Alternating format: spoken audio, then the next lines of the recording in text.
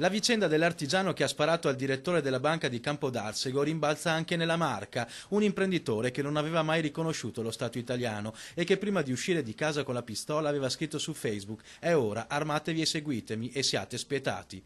Un gesto condannato dagli stessi imprenditori e artigiani della provincia di Treviso, un raptus incredibile, un momento di follia che il presidente della Life Veneto Fabio Padovan non riesce a spiegarsi. Cioè, è di una gravità e di una tristezza infinita.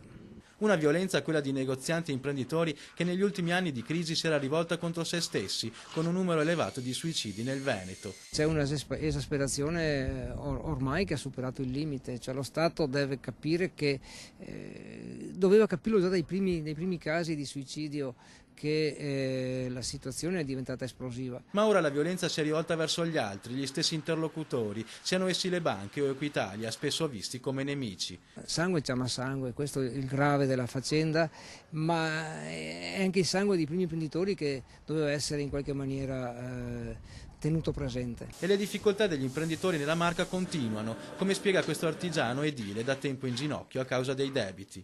In pratica la mia situazione è quella di tanti commercianti e artigiani che purtroppo sono stati presi per il collo, diciamo così, dalle banche. Ora non riesce più a chiedere dei prestiti ad altre finanziarie, i tassi di interessi per lui sono alle stelle. Mi ha messo tassi superiori a quelli dell'usura, in pratica mi ha chiesto di rientrare, oltre cosa mi hanno